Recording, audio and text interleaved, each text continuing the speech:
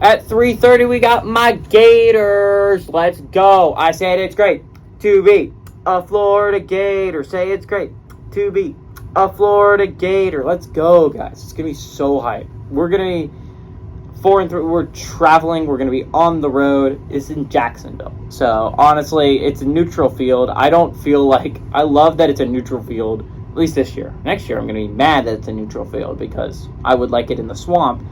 But we're playing number 1 Georgia, 7-0. Georgia favored by 22.5 points on CBS. This is another one of those games that I'm saying it could go. I mean, like, do I think it's the greatest chance in the world? No. But, like, talking about 6 undefeated football teams, 5 of them playing this weekend. All 5 got some tough opponents. And Florida, when they're playing well, is a tough opponent to beat.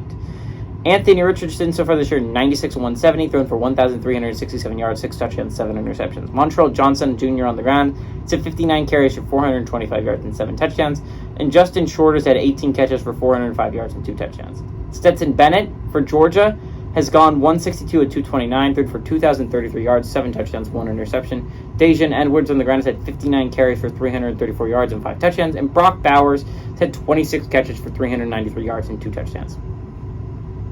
Georgia leads the series 53-44 all-time against Florida. Last game went to Georgia in 2021, and they have won 4 of the last 5. The only victory for Florida was in 2020 with Kyle Trask at QB.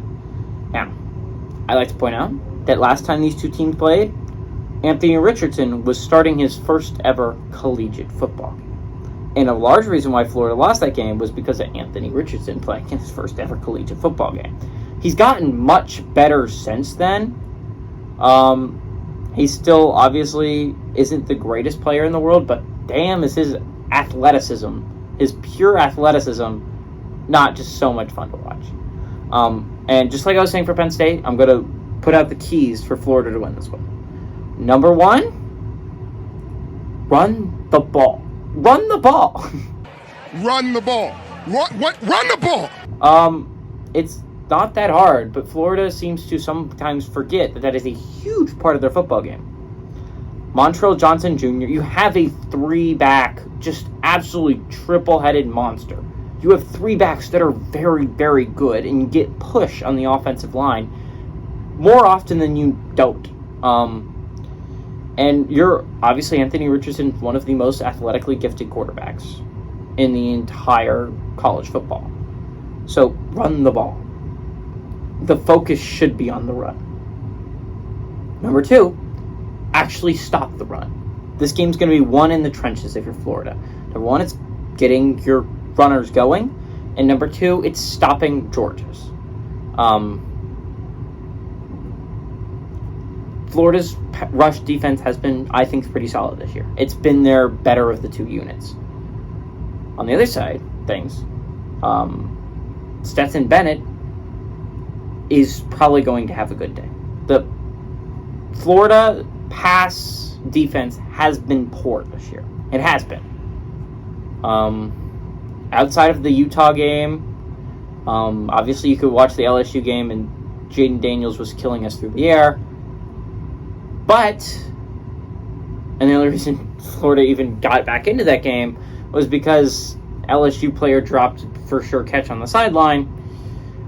Florida needs some better pass defense. So if you want to win this football game, number 1, no turnovers. I'm sorry, I'm going to go back. I understand running the ball is important. No turnovers. Anthony Richardson has more interceptions on the year than he does touchdowns. You can't turn the ball over against Georgia. That's how they win football games. Now, if Georgia plays as bad as they did against Mizzou, I think Florida wins this football game. I think they win it pretty handily. I think Georgia's favored by 22.5 points. I don't think it's that close. I think it's significantly closer than that, right? I think Georgia has had 1 test. Actually, 2 tests. I'll go 2 tests. I'd say Oregon's a good football team, and they demolished them week 1, right? But Oregon had a brand new quarterback, and if they had played them midseason, I feel like that was a much different football game. Georgia had a lot more turnover at different positions. I think the Georgia that we know that is weak is the team that played Missouri. And if they play like they did against Missouri, Florida has a legitimate chance of pulling off the upset here in Jacksonville. And I'm going to be partying in the swamp if that's the case. I mean, I'm going to party for a couple seconds to get back to my stats test studying. But yeah, I'm going to go Florida to cover and Georgia to win this one.